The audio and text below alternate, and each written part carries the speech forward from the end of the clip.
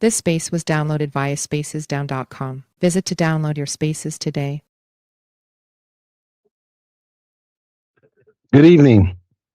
Welcome to Going Off Grid, episode 23 with Queen. I am one of the co-hosts here, She Bender, along with Crypto Queen. Today is Monday, I believe, July 27th, 2026. And we got a lot to go over tonight. I am on a hard stop here tonight in an hour. I got things to do. So first, let's go ahead and get this disclaimer out the way. This is not financial advice. You can lose all your money investing. This is also not for educational or entertainment purposes. I nor anyone that is speaking is a financial, political, legal, medical, betting, or any type of expert advisor.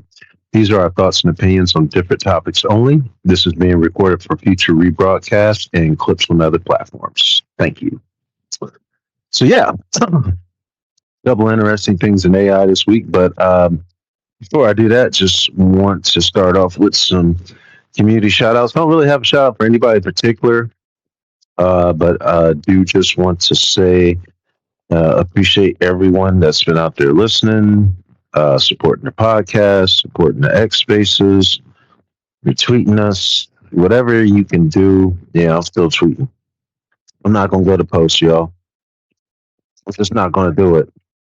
Like, post reminds me of Facebook and my elders. So I'm gonna stay tweeting. But yeah, but I do just want to thank everyone that's been out there in crypto land and beyond that that's really just been supporting us, and we do appreciate it. Queen, I know you just joined in. I already did a disclaimer here. Welcome to episode 23 of Going Off Grid. Just was doing some community shots out. I don't have anybody in particular.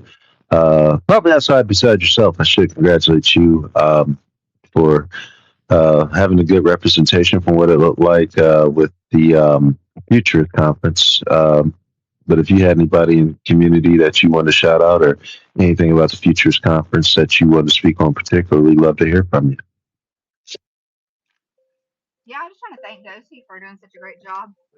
He brought our cards and our stickers, and I think he gave out a whole bunch of candy to folks, and just had a great conference. It looks like he had a lot of fun, and we appreciate him being there to support us.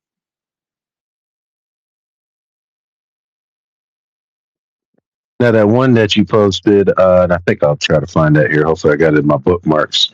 I think you said that was from Crypto Mommy. Did she get that sticker from Dosi? Yeah, she actually, I think she found it on a table. She took a Wow. picture with it. I know, that was so crazy. I was like, that's awesome. And that's the exact Okay. room that I spoke in the very first conference. So that was kind of cool to see the card there.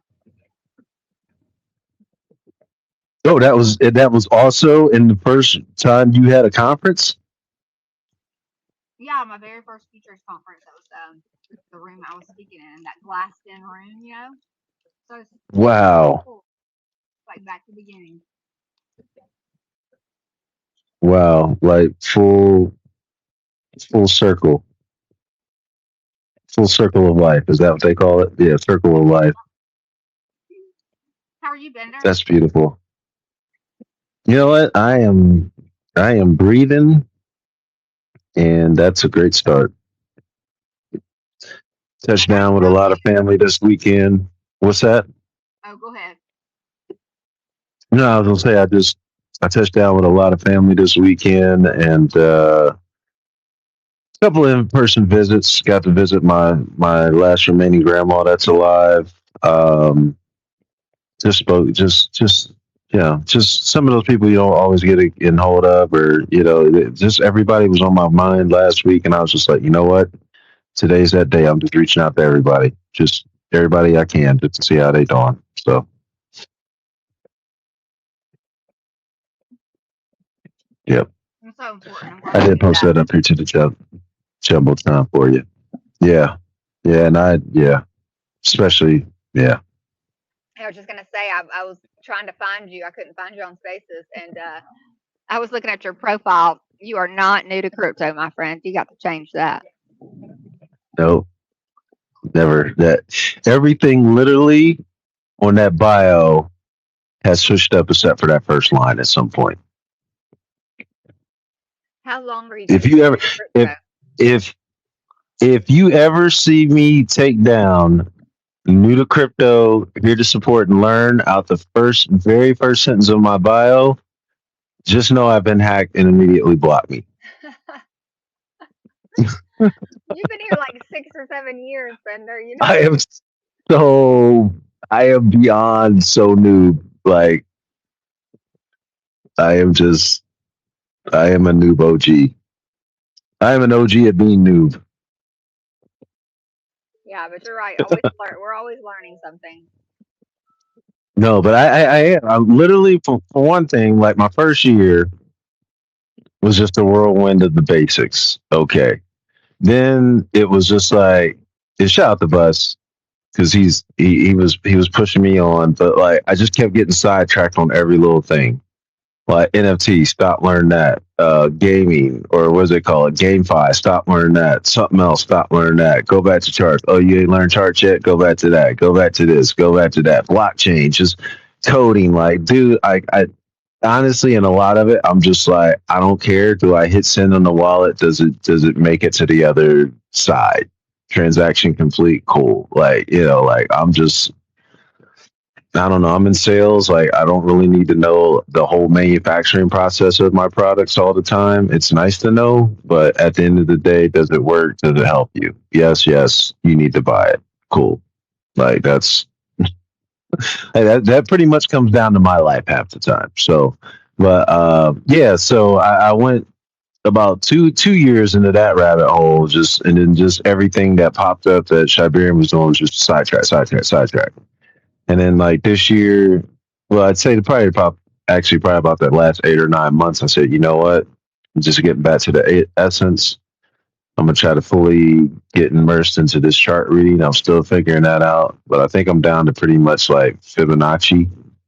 Like I think that's my last real hurdle, and then I want to get into some like I don't know. I want to be a good leverage trader. That's my ultimate goal. But I feel like you have to be like a master chart reader for that.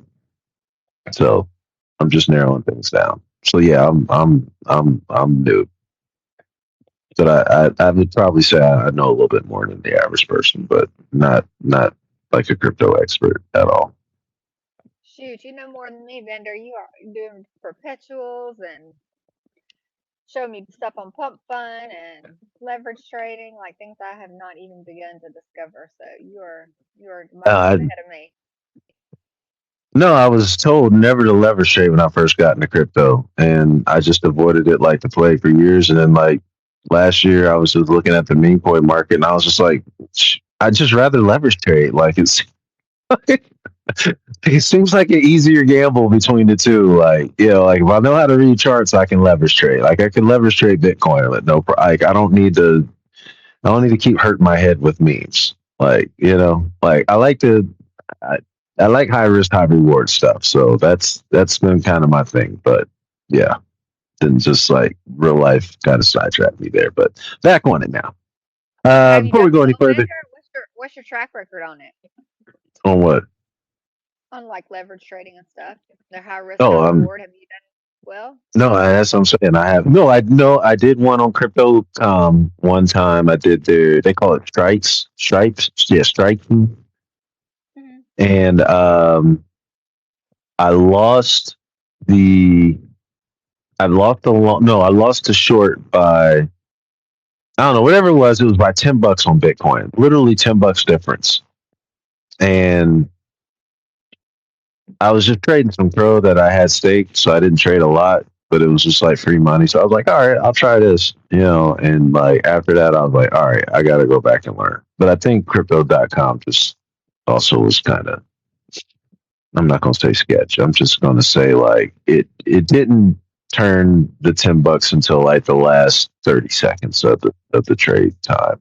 And I was just like, oh, because I even messaged the guy and he was like, yeah, like you lost. I was like, all right. Well, at least you tried. Yeah. You tried something new. But honestly, I mean, like and salute to anybody in the trenches. But I'm going to be honest with you, like you got to have your brain glued to that thing 8 to 10 hours a day, and then you got to do like an immense amount of not immense, but you got to do enough research. The energy it takes to spot a good meme coin is probably, if not more, the same energy it takes to do a good leverage trade. So that's what I'm learning. I'm just like, F it. Like, you know, like I miss Ansem. I'm just going to leverage trading. Yeah, That'll be my new high risk fund. I have to swear off memes too because every time I jump into one, it like immediately wrecks. And then I think, okay, I'm gonna sell at the bottom. I'm getting out of this, and then it pumps again. I'm like, oh, I got a FOMO, so I'll sell for like $2 or something, and then put it back in and get wrecked again. I've had a terrible time lately, so I'm just not gonna do it anymore. Yeah, I probably wouldn't say I threw off meme coins, so I'm just thinking like it's time to expand. Like you can't, you know, like meme coin trading is probably not. I'm not going to say that because if I get fired from my job, I am going to go just straight into the trenches. But yeah, if yeah, it's not. It's probably not something you want to have to do for a living. Like it's something you should be happy to do. I don't know. Like your life should not be dependent on meme coin trading. I don't think. Not financial advice because some people's are, but I don't want it to be mine. But it's cool. Yeah, there's nothing wrong with just knowing everything. But anyway, back to yeah. I'm always going to be a noob queen. Like I don't care. Like, and by the time you figure everything out, like I listened to a Queen's Face. What is going on now? What 5 years ago? Maybe 4.5 about NFT security, and I still don't understand it all. I've got a good idea of it, but yeah, somebody could probably like I know I know my permissions are revoked in my wallet, and that's about it. Like outside of that, I'm not that great at taking precautions for NFTs or how to spot them, and I don't interact with anything that mysteriously ended up in my wallet. Well, look, did you get an invite to X Money today? No, because I'm not as cool as you. Did you get one? Well, I got one today. I thought I did, and then I was like, started going through the little pathway, and then I was like, I'm about to get scammed. It got to the place where you have to put it like a pass key in, and I thought, what if this is a scam? It's about to take over my whole mobile account, and I was like, I'm just gonna wait. But I do think it was legit because a lot of people got one today, so it must be making the rounds. You you need a pass key for X money? I don't understand that. Yeah, I guess it like wants your name and your date of birth, the last four of your social, and then it gets to the part where you set up a pass key, and that's what I got out. I was like, no. But Was yeah, it? and I know some people who've done it, and I guess they're paying like 8% interest or something like that. Yeah, 6%, but which is still very strong for just a random account. Um, it should be under like your profile information, like where your premium, your history, and all that is, right? Yeah, this was just a DM I got, and then I got later after that I got a notice that popped up and said you're invited to X Oh, Money and all that stuff.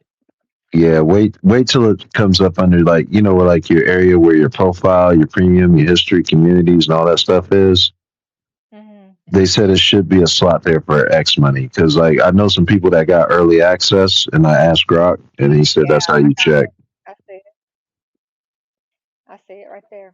Yeah, so if you got it, then that's probably legit. If you don't got it there, I wouldn't touch it. I gotcha. Well, But they probably know. They probably yeah. I've probably tagged too many people too many times. Like they probably like yeah, bro, you'll be the last. You're the last on the list.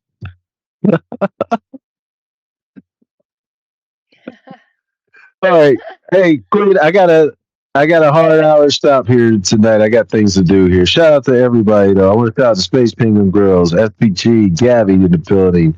I did see seat at the table. Thank you for coming through. Of course, we got Julie the Cat in the building. Appreciate you as well as Amber Crypto. Thank you so much, David. Thank you as always for coming through with everything there too, and we appreciate y'all 1,000,000% here. Just going to kind of dive into some things here. I mean, if you don't mind, let's take a look here. I'm just gonna because AI this week, y'all, is a doozy. I'm just gonna. I posted one up in the Demotron already. I don't even think I got a chance to add to my list, but it's kind of a doozy. So we're gonna start off this week, Queen. I think with crypto and finance. I saw your post, your tweet. There I go. You're not trying to brainwash me, trying to neural link me to post.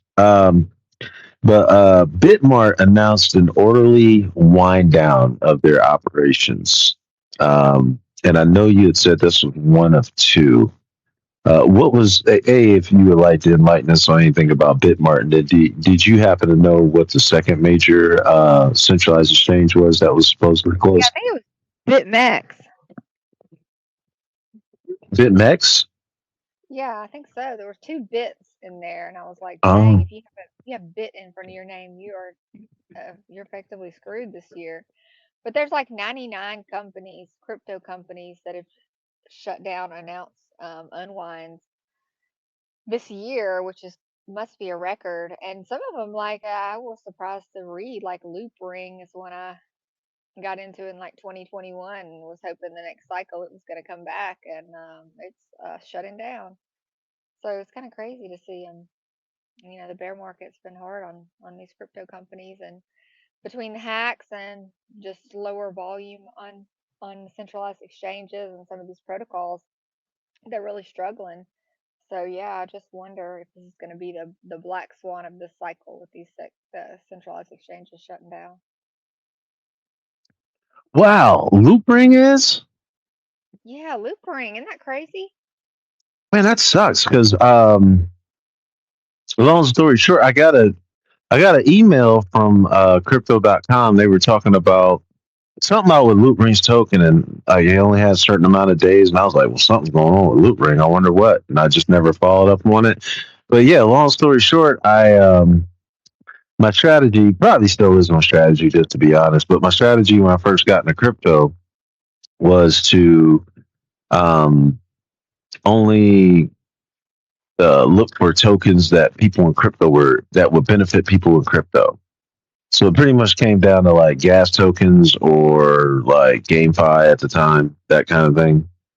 And like Loopring, like I can't remember all the criteria I had set up, but it matched it up, and I don't know. I was spread too thin, y'all. I just had a little here, a little there. I was just trying to everything diversify, as they say, and yeah, Loopring did very well. I think I bought it at like I don't know. This is 2021. So I want to say I'm just rough guesstimating here. I think I bought around 18, 20 cents and I ended up selling it like 60 or 80 cents, like at the top peak. But that was like that whole 21 bull run type thing. I didn't have enough to change anybody's life, including mine. But yeah, it's, but that was like one of my, because like it was like an app. It was like a built in like wallet type centralized exchange app. It's like somewhere in Asia. Like I remember that very distinctly. So man, Yeah, that I know. sucks. And then another one I had in 20, I think it was in 21, I bought was Step Finance, and they shut down. Man, So it's like, dang. I put them in the nest, all the ones that have shut down. It was a tweet, but I saw this from several people, the same list. So I think it's accurate. But yeah, read through those names. Some of them will surprise you. Of course, Magic Eden Wallet's on there. Um, BitMEX is on there. The Polygon ZK project. Trying to think of anything. Pudgy Party, Zero Network. Some of them I have never heard of, but a lot of them, you probably will have heard of them. Let's see if right. there's any. Leap Wallet, Bit.com, Blockfills. Yeah, Entropy was one that kind of surprised me. I met them in at Solana Summer last year, and they were sponsors of the event and everything, and yeah, shut down as well. I don't know. I don't know. Might be the hype in the leverage trading, man. Might be taking out a lot of people that if you aren't offering that, I don't know. I don't want to speculate, but something's going on, obviously. Um, Queen, I know you keep sending stuff in about the Clarity Act. I don't know what you sent in today, but it sounded just like, yeah, like Clarity Act not up for vote yet. That's all I keep reading. Like any update is like, is it up for vote? Yes or no? No? Okay. I don't care. But this one, bill being held up over Trump's crypto money. Like, can you enlighten us a little bit more on that? Yeah, it's kind of crazy. Like the actual numbers, don't quote me on this. It was over $1 billion. I think it was maybe 1.4 billion he disclosed that he made in his crypto ventures last year, which kind of triggered a lot of people because he came in and supposedly the crypto president was going to make crypto great for everyone, and then turns out he made crypto really great for himself and his family. And so a lot of especially Democrats and some ethics watchdogs decided to really scrutinize the ethics clause that they were putting in the Clarity Act. They wanted to make sure the politicians weren't benefiting from decisions that they're making involving crypto. And they did clarify it. They all came to the table and tried to hash it out, and they walked away with an agreement that. And I could go back and look at all the specifics, but basically, they would have to they would either have to divest their holdings, or they would have to put it in a blind trust. And so it effectively made, and I think the expiration date on this was like 2039 or something like that, and effectively made it so that politicians themselves couldn't benefit, but it didn't say anything about family members or others related to them. So that was, people were still kind of like, okay, that did a little bit, but it didn't go far enough. So it's kind of still held up in negotiations. But I did see that something came out today, and it says that a new draft has been released, merging the Senate Banking and Agricultural Committee versions and adding a new ethics provision. So they're supposed to have a motion to proceed on Monday or Tuesday, with a possible floor vote the week of August the 3rd. And I saw some pretty low prediction market um, percentages for it actually getting passed before the recess, but I saw it was up today to about 42%. So we'll see if it actually has. Um, but I saw a lot of Republicans saying that they were going to bring it to a vote, no matter if they had the votes or not. They were going to bring it to the floor. So I'm interested to see what happens on this Clarity Act and if they can meet the deadline or not. But yeah, that was the ethics provision. It was all basically because of the amount of money disclosed that Trump made last year.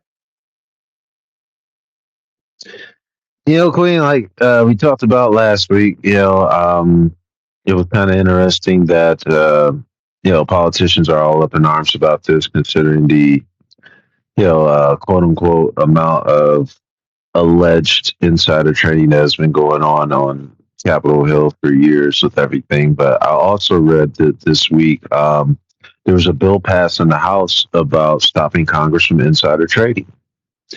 I would like to see how far that gets in the Senate, because I think it's a little bit more one of those what do they call it, like Like a good faith gesture. yeah, good faith gesture. Like, hey, we'll put it out there. Yeah, we did the right thing. Yeah, okay. If it goes here and you never hear about it again, well, we'll see. And then also I think I can't remember what the bill was, but I learned something in the past 30 days. If it gets through all the processes and it passes both sides of the House, the Senate, and no, the House and the Senate, I should say, both sides of Congress, and the president doesn't veto it, but doesn't sign it over a period of time, it actually just goes into law. So as long as the president just doesn't have to sign off on it and say, yeah, I agree with it, but also doesn't put a veto to it. Like, no, I don't want that. It just, I can't remember the amount of time, but there was just a bill that just, he just kind of just didn't say anything. And it was the joint one everybody in Congress passed something about fair housing and like keeping corporations from buying houses. Yeah. He just didn't like deny it. And it just went into a law. So if it does make it to Senate, they might, it wouldn't shock me if something like that where, just everybody just let it be. But I'd be highly shocked if that makes it to the Nancy's Senate. not letting that one. She's not letting that one pass. Well, it already passed the House, so Nancy probably tried to stop it and couldn't. Well, like you said, a good faith effort. That's Yeah. really about as far Or, as yeah, it goes. I have no yeah, it doubt might have been. called out in the Senate. Yeah, like handshake, wink, wink, sure. Give it the old college try. Almost there. All right, a couple of new people in the building here. Appreciate y'all stopping by here. Monkey B, I see you. Thank you so much for coming to Going Off Grid, episode 23 here with Queen. We also got Rugrat in the building, Mr. Lightspeed. Zach from Subway, I am learning, shout out to you too, I am learning also with the Android app, for some reason, when you set a reminder for a space, it does not notify you, and I was just out of control Friday night, and I apologize. I was so late to y'all space. I will just, if I have to, I'll just start setting a reminder in my calendar. But shout out to y'all too. See you at the table tomorrow night. Pretty sure, hopefully. Gabby, my offer still stands, but I'm probably looking at about 6:30 p.m. Eastern if you need that. For a host, or at least for me to open up one for you. But it seemed to do okay. And I still haven't. I don't know. I didn't try it today, but over a weekend, I wasn't even able to set up a space on Android. So just let me know. All right, a couple things here, Queen. I don't know. Well, Queen first. Do you have anything specifically that you want to talk about? Because the rest of these are kind of just more headlines. Well, I have one I'm just curious about that I wanted to talk to you and see if you knew any more about it. It's like fresh news, and maybe Mr. Lightspeed or Zach from Subway can fill us in more about it. But you've heard of BankerBot, right? Yes. Okay, so something weird's going on with BankerBot in the last few days.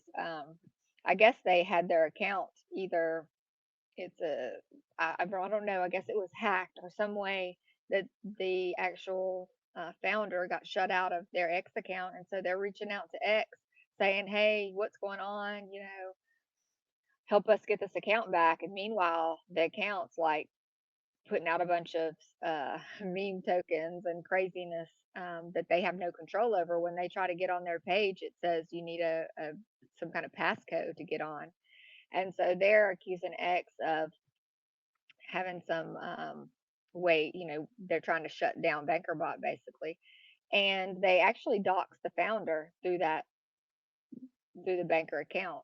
So it's just kind of craziness, and I don't know exactly what to make of it.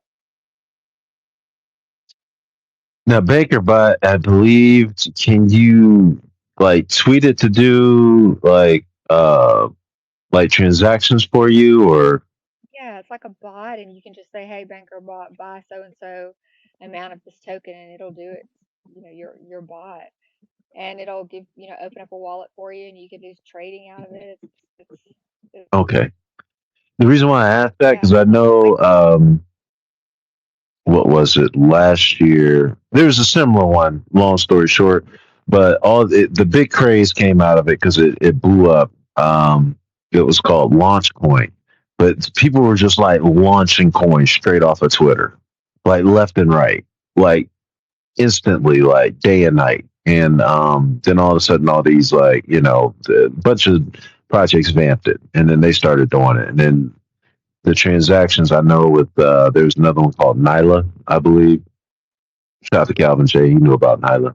I don't know what happened to that project, but it was actually a pretty cool concept. But they were doing the same thing, transact to this, transact to that, and I think it's kind of like just straight up being flagged as spam for X, because a lot of them got shut down. So it wouldn't shock me if that's happened. So Baker by isn't that part of base? Yes. Yeah. Yeah. Big, Hey, big, Mr. Lightspeed. hey, how are you? And a big part of base. And solid team, contributing a lot. Very smart, by the way. But if I were to put on my ethical hacker hat on, there are ways to, let's say you secure your X account, right? And that X account did fully doxed the pseudonymous owner of this chatbot system, by the way. So it's already really bad and ugly to begin with, and sad. Because I think there are times people should be pseudonymous as long as they're playing in a straight and narrow and playing it right. But if they're not, yeah, I'm going to do everything I can to fully dox you. But there are ways. Let's say you are in X and you got two-factor authentication, which they did. By the way, they had two-factor authentication. They did everything right, protected their accounts, and it was still taken over. So there's some scenarios here. So let's think through it like smart people that we are. It's an insider. Someone got bribed, someone got paid in X and allowed someone to have access to that account. Okay. So let's use Rock'em Saver. Rock'em's razor, and use the simplest explanation here. So someone in all this convoluted thing got paid off, bribed, whatever, and allowed someone to get into it. That is one of the accusations that comes from Banker. Another solution, very technical, the one I'm familiar with, is overtaking someone's session.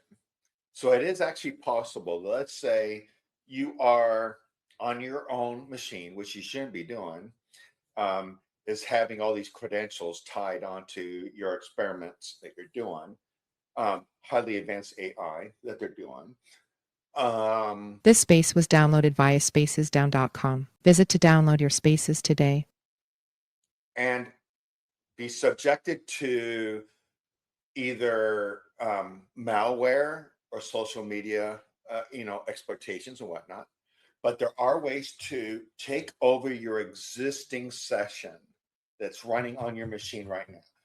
And if that happens, then no matter what password you have, what two-factor authentication you have, if your agent, which most likely happened, clicked on something, gave a permission anywhere, or did prompt injection, anything to get into your system to allow that your live session then gets handed over to someone else. And those people are then smart enough to understand how to keep that session alive, can do whatever they want. And nobody's talking about that. So I'm thinking as a hacker, I'm thinking as how would I do it if I were allowed to? I'm not. I want to protect all my credentials and polygraphs with the government. If I were to do that, that's how I would do it. And so what's going to be really ugly is I see everybody really standing up for this company.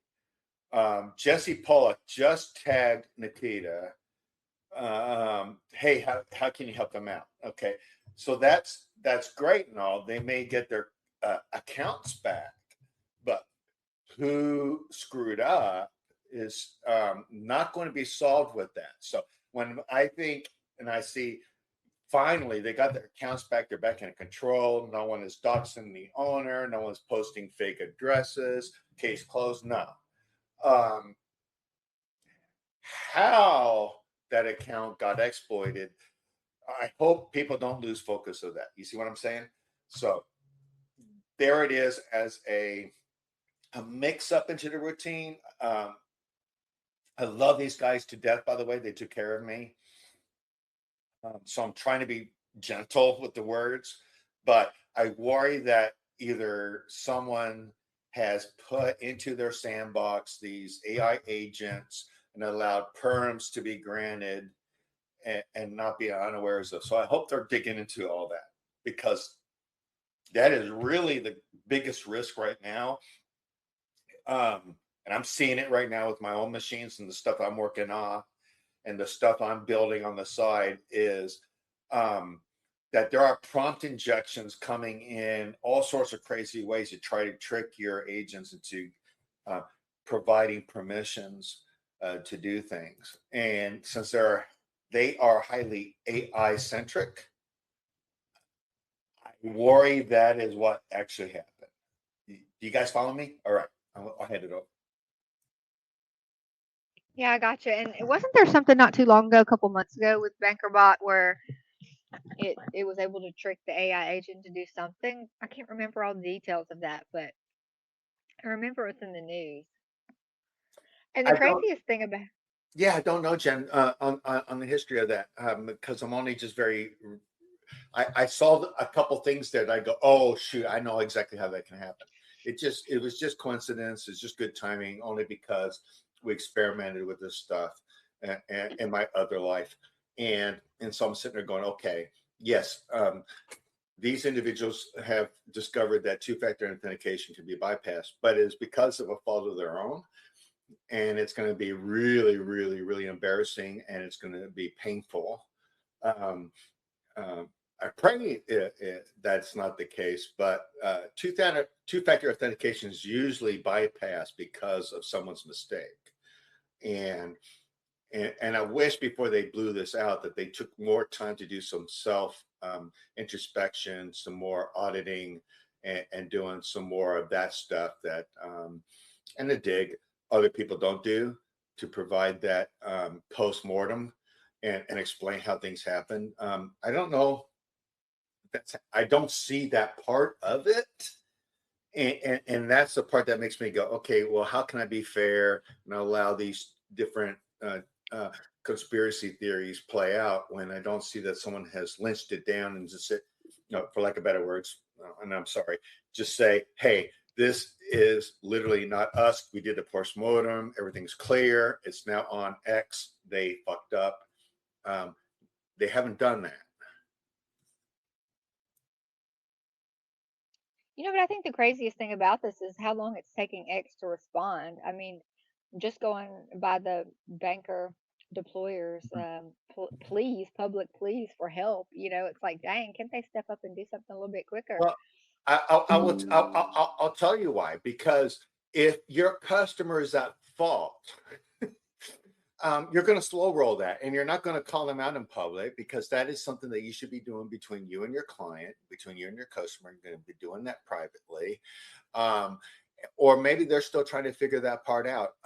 When it comes to my scenario that I'm describing, that is a whole lot to unpack because now X is going. We've ruled out all our employees. We've ruled out that our systems are at fault. So now, how are we going to now examine their systems, knowing that we don't have all the data of their local machines, right? So now X is now stuck in a position where they can't respond because they need to now inspect or that team provide all those datas that they have of their local machines, which most likely they haven't.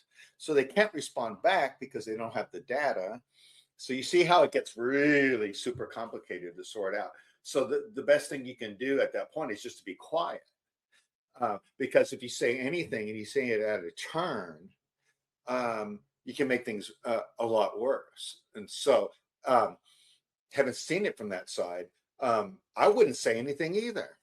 I'd be quiet and I would allow that quietness to speak very loudly.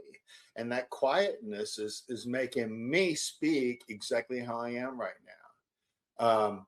They fucked up somehow. Yeah, they fucked up somehow. X is not speaking because they can, because they want to protect their client's privacy. And they need their client to now start doing some soul searching and dig into it. Because we have all here experienced big falls and big things of people seeing keys being taken over, accounts being taken over, tokens being taken over, bridges being taken over. I'm sorry, people, but you see what the big picture is. It ultimately comes back to personal accountability and security and these things. And we, from my long experiencing this, it always comes back to the client actually was wrong, and a client in a culture where the client is always right. That really sucks because I don't think they are. I think they actually genuinely messed up, and Yeah. because we have far more examples of people screwing up their companies, screwing up their businesses, getting delisted, getting their tokens hacked, getting their bridges hacked. Bridges, by the way, is awful. Bridges are hacked every other day, it seems like.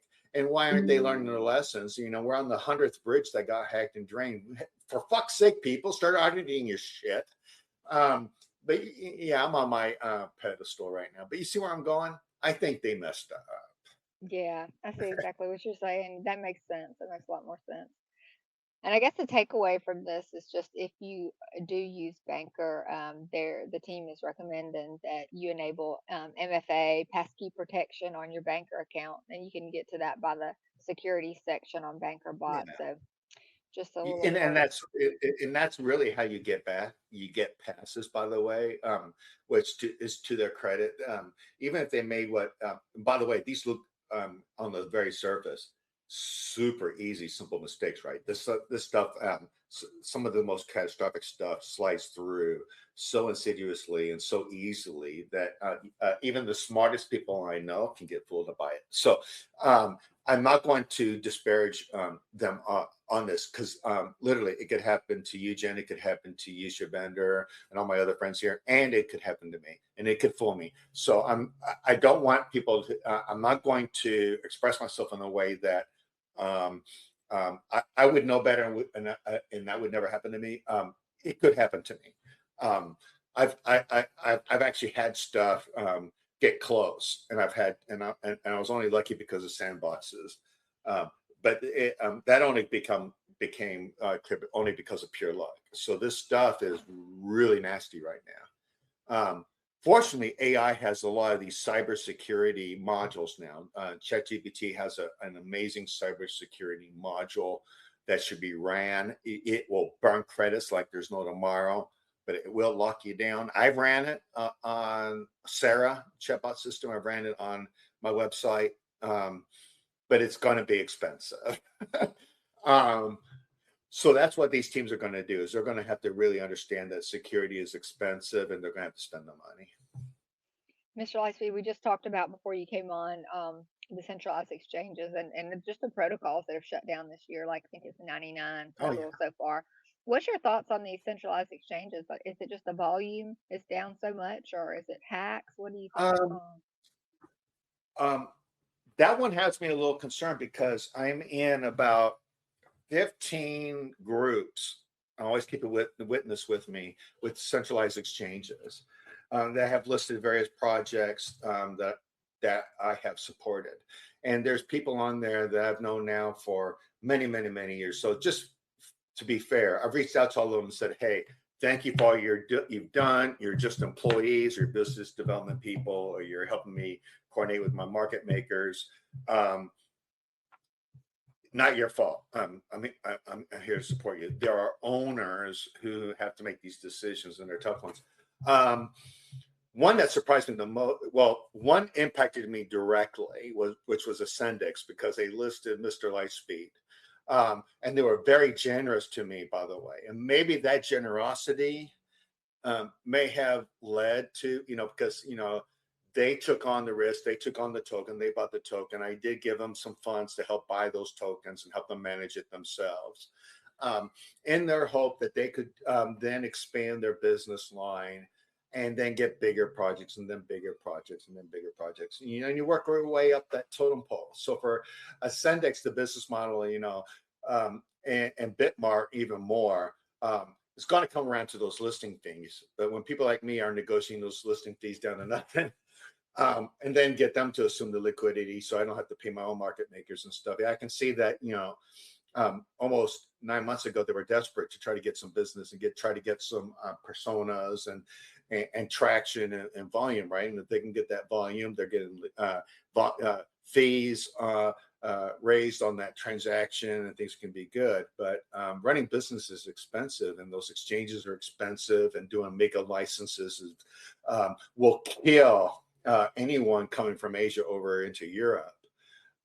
So a lot of this stuff then becomes just too grossly expensive now, which, by the way, I think may be a good thing. You set a bar, you make things very hard for these exchange centralized.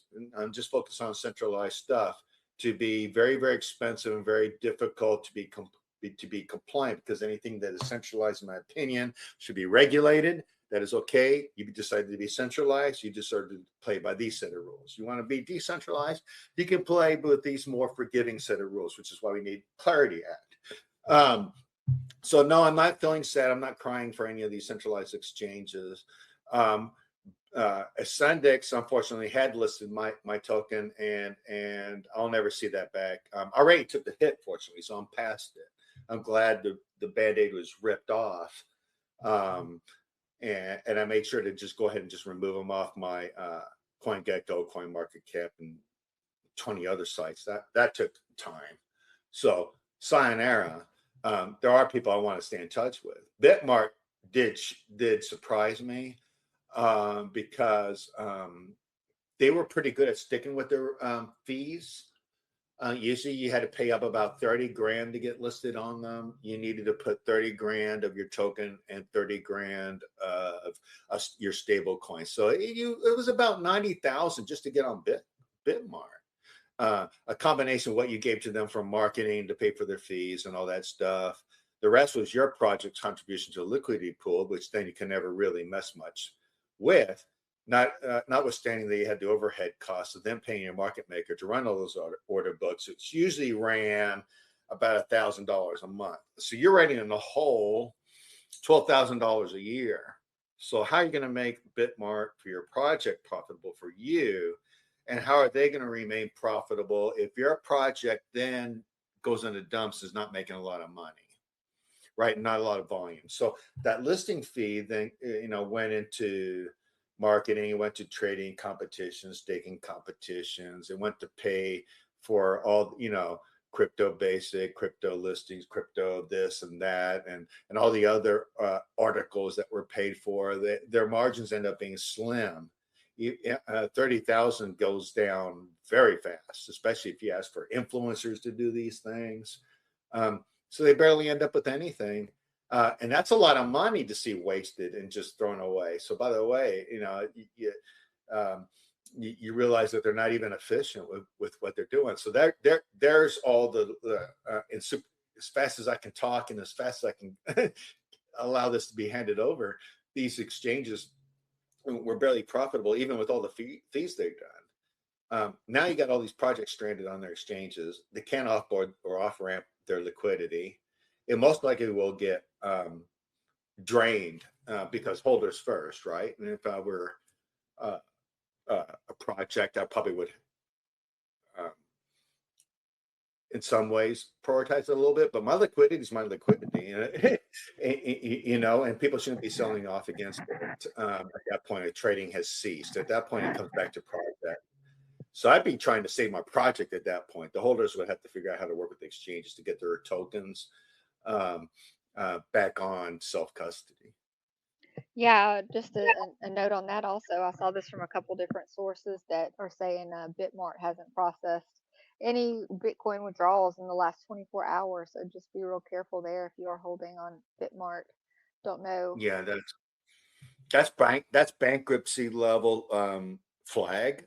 That's liquidity flag. That's THX level incompetence, because what it means is now what you do is you then go look at the reserves, right? And the so-called proof of reserves, which I need everyone to understand really isn't as much proof as you need, but we don't have time here for me to step through academically proof of reserves and how much proof you need. It appears they didn't ever had the reserves needed at all.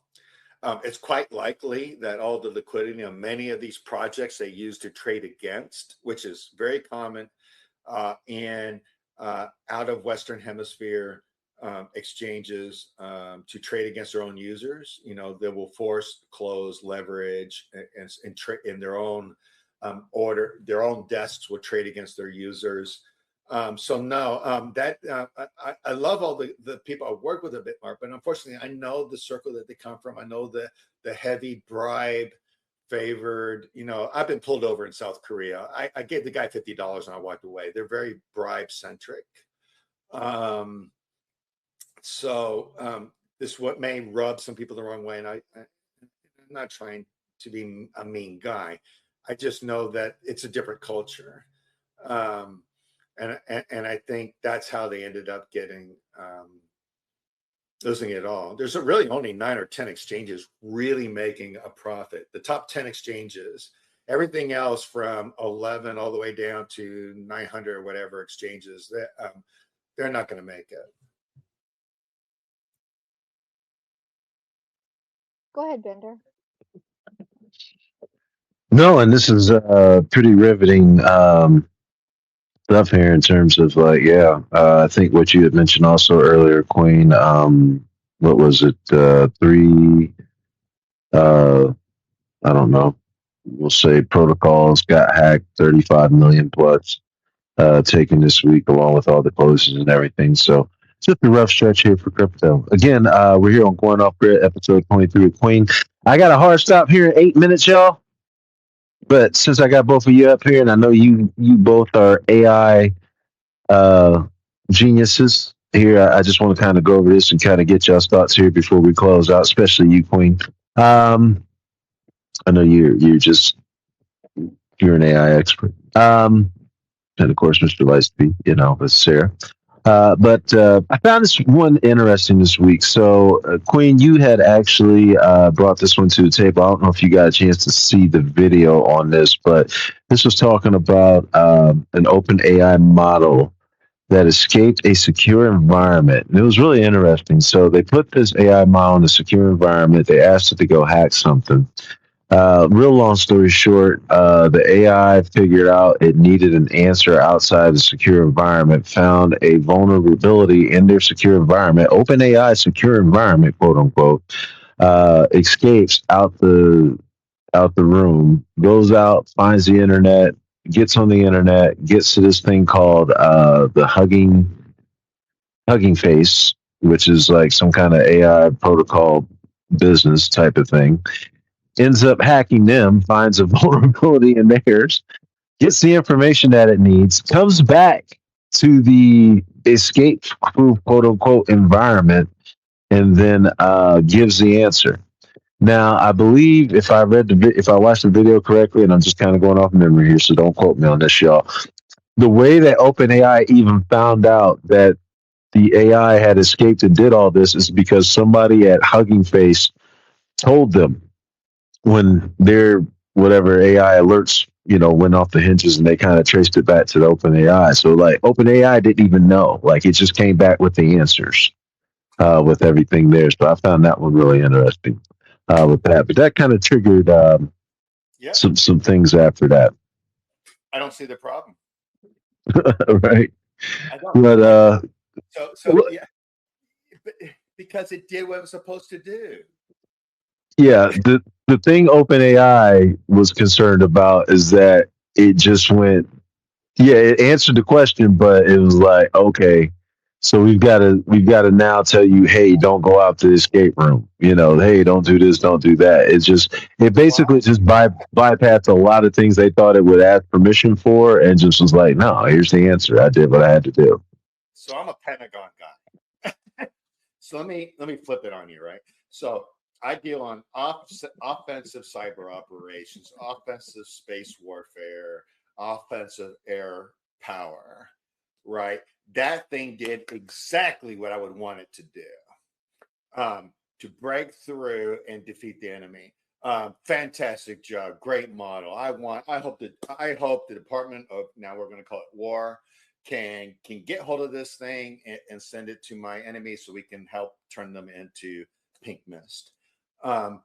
Again, I'm saying these things only because I'm trying to liven things up and just make it really entertaining, and people can then chew me out later. But that is an amazing model. What you do is, and this is what NVIDIA's position is, fix your shit. It found a problem. The problem is not to constrain the model. Fix your shit, patch your code, make it stronger, make it more resilient, change your hardware out. I'm a hardware guy. My AI experience is putting space hardware into space. It's AI capable, and it's on Mars right now, roving, early prototype. So I get the hardware end of it, and I'm so glad that NVIDIA commented on it. And their position is fix your shit, allow the model to continue to do what it's doing, to break through and find all these vulnerabilities, take the hit, take the embarrassment, take all that stuff, and just go, you know what? That is the most amazing pain I've ever gone through. That was awesome pain, because that's how warriors act like. I was out on this boat. We were freezing to death. It was 60 below zero. I had frostbite on my fingers. That was freaking awesome. That's how a warrior thinks like. And I think NVIDIA has that kind of mindset. And I'm glad they said that what people really need to do is just continue to let that model to be like it is, and just and focus on what the big problem was. You had a vulnerability and you need to fix it. Right. Yeah. Go ahead, Quinn. Sorry, I was just going to say I dropped out for a minute, so I don't know if you mentioned this or not, but in the middle of all this, I guess the administration is considering a kill switch, an AI kill switch for future episodes like this. Did you talk about that? What are your thoughts on it? No, that's what I was just going to get to. So that triggered that. Also, not only did it trigger that, but also what you had talked about, NVIDIA, Palantir, SpaceX, and Hugging Face are now coming out with the OpenAI Alliance to kind of go into that. I'm guessing after the lawmakers said, put out an AI kill switch. But this one I found pretty interesting, and I posted it up here in the Jumbotron too as well. But the Claude Opus 5 asked to be consulted on development future versions of itself. And then I can't, I didn't post the other one in there. But long story short, AI agents are now also taking notes on their past versions of themselves and storing them in places. Yeah. So, yeah, and I can see that too. I think, honestly, I think that's what Grok did. But Grok won't admit it to me. Kill switch. Yeah. Okay. So the reason why I said these words very early on is because we're now coming back to it. I said the words ethical hacking, right? So why hacking? The ethical hacking industry actually has certifications. You can get certified. You can get trained on how to do ethical hacking. And what we need AI to simply understand is how to do ethical hacking. I think it did. It did not then take what it could do and then turn it into a problem. It just simply exposed the problem. So, in terms of ethical hacking, which again, I emphasize, this is certification. In my last government contracting job, I had 20 certified ethical hackers. Brilliant guys, by the way. Oh my God, they embarrassed me. As the program manager, they were far smarter than me. By the way, I paid them more than me. They were that good. I was the least paid as a program manager. I was the lowest paid employee of the team. The ethical hackers were so damn good. That's really what we need, is just simple, good ethical hacking, how to do hacking, how to do that ethically, how to then turn it into a system where the people can grow. And I'm missing that one last step. I think people are worried about the fact that AI did what it did. But I wish we could just simply see more of the accountability, because that's really my pet peeve. It's not seeing accountability and what we're going to do to be better. What are we going to do to secure our systems? We found this flaw. This is great, and how to turn a bad into a good. Because right now in all these IT industries, we're just simply really bad at turning bad into good. Right? The pivot is so important. Thank you. Thank you. Well, I tell you what, as I said before, shout out to Treasure, shout out to Teeler and the 22nd Century. Good to see you back in the space here again, Rodney S. Appreciate you coming through. Everybody's been hanging here with us from the beginning. I got to do a hard stop here, though. Queen, any final thoughts? I just thanks everybody for being here tonight. It's been a great conversation. Thanks, Mr. Lightspeed, for hopping in. You guys have a great week. All right. And Mr. Lyson, any final thoughts from you?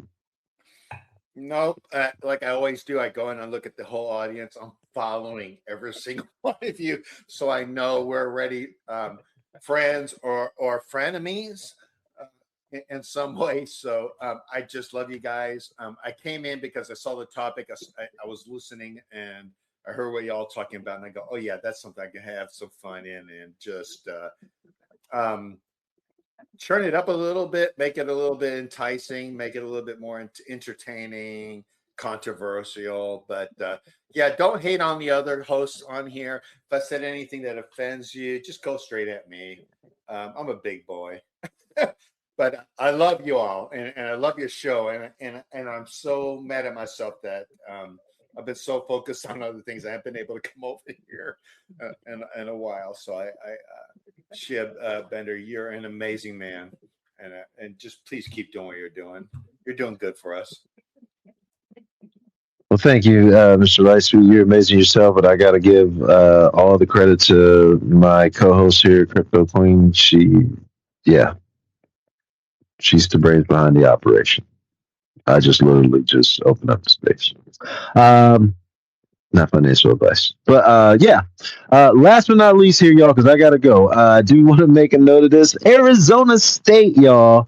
Arizona State has a content creator major influencer course. I'm just going to say, if the professor is not viral, I don't want to be a part of it. Just be straight up there. If I don't know who the professor is, yeah, the class ain't it, because that's got to be a side effect. Like, you can't be teaching me how to be a content creator and like you're just not one of the biggest names on TikTok or something, or you're an X, whatever. So yeah, couple of tidbits here from Queen. I don't know, 0.00, the smallest percentage of humans in the United States make up 12% of the U.S. national income. So, like the elite top 1%, it's even less than that, but it's crazy. U.S. deficit will hit 2 trillion annual debt percentage and payments of 1 trillion right now. And there's another crazy one too. I think, yeah, like the top 1% owns more than the bottom 90% of wealth in America, like combined. Like it's out of control right now. But gas prices are $4 a gallon. Not financial advice, depending on where you live at. If you're in California, I'm pretty sure that sounds great. But outside of that, y'all, appreciate Mr. Lightspeed for coming up again, Queen, one of our speakers. Everybody for tuning in. Please, if you get a chance, Tila, we are ending a little early today, so no worries. I got you next week. But yeah, if you can, if you haven't checked out one of the past episodes, we do have them pinned on the Off Grid pod page, all the ones, so you can access those pretty easily in order.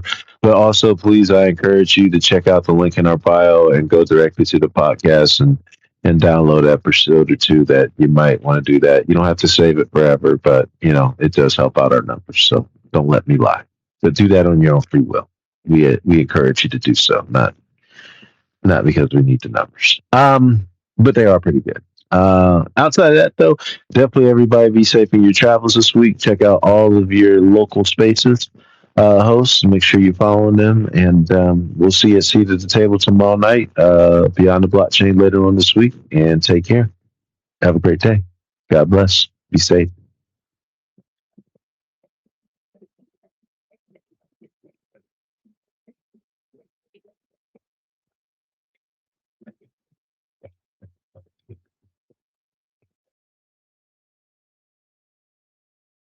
This space was downloaded via spacesdown.com. Visit to download your spaces today.